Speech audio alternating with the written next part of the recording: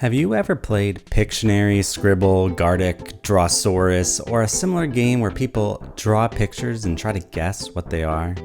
Do you ever get frustrated that your friends just don't know what a unicorn looks like? Do you wish you could just draw your little pictures in peace, preferably as quickly as humanly possible? Then I've got the perfect game for you to speedrun: Google Quick Draw. Google Quick Draw is a game in which an algorithm guesses what you're drawing in real time based on thousands of drawings from other would-be artists. The rules are rather simple. You have a black pen to draw with, 20 seconds to get the AI to figure out what your drawing is, and 6 pictures to draw before the round is complete. Quick Draw's simplicity is the point, as it's mostly meant to show off some machine learning rather than function as a fully formed game. But as a discussion with your parents might reveal, a lot more people know about Pictionary than your average video game. It isn't invalidated as a game or a speedrun just because it isn't a traditional linear narrative experience. In this video, I want to dive into 3 aspects of Google Quick Draw speedrunning I find interesting: how speedrunners game the artificial intelligence to get the quickest times, whether we can classify Quick Draw as a tool-assisted speedrun, and what speedrunning Quick Draw reveals to us about machine learning and human culture. As with some other speedrunning games I've covered on this channel like Minesweeper and Cetera, speed is on the table in Quick Draw even before we start speedrunning it, because even the pokey player only has a limited time to draw their picture. In theory, a round of Quick Draw can only last 120 seconds before the user flunks the test, meaning that speedruns of the game are rather quick. You can do many in a 10-minute span of time. Speedrunning Quick Draw then is a breezy and enjoyable affair you could start doing within a few minutes of first loading it up, though mastery will probably take you much longer. To be clear, you don't need to be a master artist in order to succeed at speedrunning Google Quick Draw. I am a terrible artist, particularly with my mouse in hand, but the point of Quick Draw is not to draw the best chair or flower, but to draw the most immediately recognizable one to a machine, which does not care about good art, but just fast art. In the simplest terms, the key to speedrunning Quick Draw is to draw quickly, but this is a pretty unsatisfactory answer. Imagine if I told you the key to speedrunning Super Mario Bros. Was to run fast, or Dark Souls to swing your sword quickly. And yet, all you do in Quick Draw is draw. The faster you can get a picture out, the faster the AI can guess what you're drawing. Still, a ton of strategy and memorization can help you get there. If we were to assume all players were equal in terms of their draw speed, then the most important metric would become what they draw and how they draw it. For some of Quick Draw's prompts, like Scribble, there isn't much tact to it. But what happens if you get the relatively complicated object like a pickup truck? Do you draw the wheels first? Are you going to draw it from the side or from the front? Answering these questions correctly is the key to Quick Draw speedrunning success, and you find the answers by thinking like a computer. Us humans have a pesky penchant for making otherwise simple inquiries complex. Is a hot dog a sandwich? Is a stool a chair? Is this dress blue or yellow? The Quick Draw AI, for whom a chair is simply the letter H, a boomerang a V, and a TV 2 squares, does not have the same cultural hang-ups. Its understanding of objects is paper thin, and reinforced by millions of artists trying to recreate visually the simplest version of said objects quickly. So, the speedrunner's job then is to understand not what a roller coaster looks like, or how to draw one, but what the AI thinks one looks like and replicate that. The key to drawing a hospital then is a giant plus sign. A snowman is just 3 horizontally aligned circles. A snorkel should look like, well, maybe I shouldn't say in a monetized YouTube video. The more one speedruns Quick Draw, the less they should think like a human being drawing pictures, and the more they should think in a way that a computer would understand, drawing the most identifiable and unique characteristics of the object, rather than trying to faithfully recreate it. Incredibly important to thinking like an AI is stroke order. Stroke order refers to the sequence an artist chooses to draw their object. In the YouTube video accompanying QuickDraw, the designers explicitly say that stroke order is an important way the AI functions. Us alphabetical language users might find this a little befuddling, as who cares whether you write your T with the horizontal line first or second? It's still a T in the end, right? Yet, this is not the case for all languages, and in fact, stroke order forms a core component of how these languages are written and how computers understand them. One such language I happen to know: Chinese. In Chinese, each character has a right and wrong way of being written. For instance, let's take the character of ni, meaning you, which looks like this. I asked a bunch of users on our Discord server to draw this shape, and the results you can see here. While some got it right, the most important thing to note is that mostly the artists had different interpretations of what sequence to make the strokes. A native Chinese writer, though, knows there is only one correct way to write ni, illustrated here by YouTuber Train Chinese. Why does this matter for the speedrunner, though?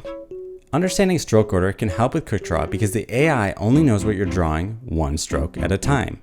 Chinese autofill commands for those using the drawing function on their phone take into account the strokes the user has already made and tries to fill in what the result could be based on what the most common next strokes are.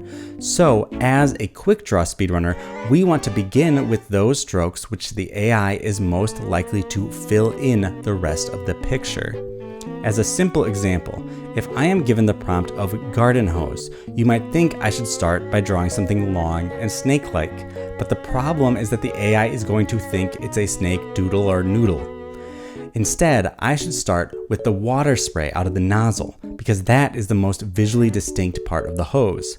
Learning the nuances of stroke order helps the speedrunner get to the next prompt faster, ensuring a quicker time. Watching top runners, we can see little tricks to improve time, including a skip glitch which allows the speedrunner to do only 5 of the 6 drawings in their time, but the most remarkable part of speedrunning Google QuickDraw has less to do with the little manipulation of the game's simple mechanics and more to do with the major manipulations of the game's algorithm. Can you draw a skyscraper in 3 lines? Does this T look like a nail to you?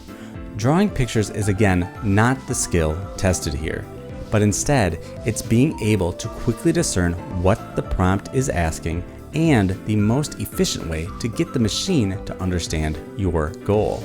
I wonder then, does this reliance on a machine partner make Google QuickDraw a tool-assisted speedrun? On one hand, no more than any other game, right? In any speedrun, the player works with and against the game to accomplish their times. The Super Mario Bros. Speedrunner is both limited by Super Mario Bros.' rules and code, but is also free to do any glitches, accelerations, or exploits that same code allows. In the same way, the Google QuickDraw player is free to draw any picture to get the AI to guess their word.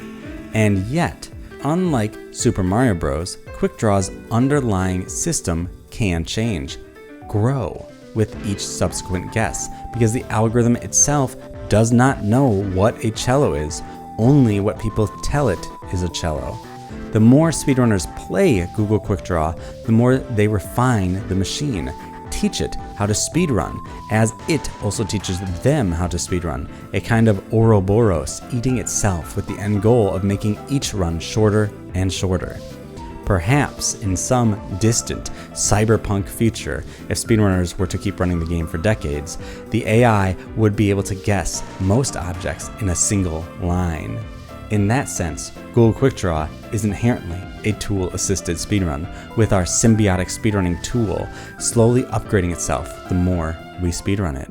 Perhaps more important than competing for the top score, Google QuickDraw can teach us quite a bit as an example of how computers learn about the world around them. As you're probably well aware, computers don't learn in the same way we do. In the case of machine learning, a computer will take thousands, millions, or billions of samples and use them to create models to predict various things, whether that be stock markets, what the weather will be tomorrow, or what you're doodling on QuickDraw. The game reveals that what we put into these models shapes how these algorithms see the world. Obviously, that's the point, but we often take it for granted. Algorithms are not arbiters of truth, but reflections of whoever made them and whoever created the data they draw from. We'd like to imagine we can teach an algorithm to recognize a chair, but in order to do that, someone has to pre-decide what a chair is to tell the algorithm to start looking for it. Those decisions shape the algorithm, whose results, now seemingly removed from subjective human experience, can shape how we view a chair.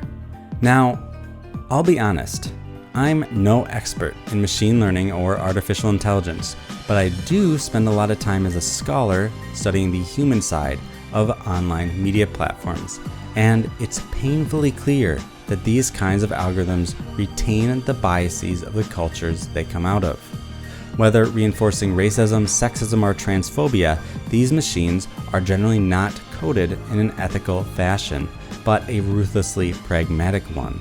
In quick draw terms, this means they are far more interested in the fastest, most efficiently drawn flamingo, no matter how little it looks like an actual one, than an accurate and well done flamingo.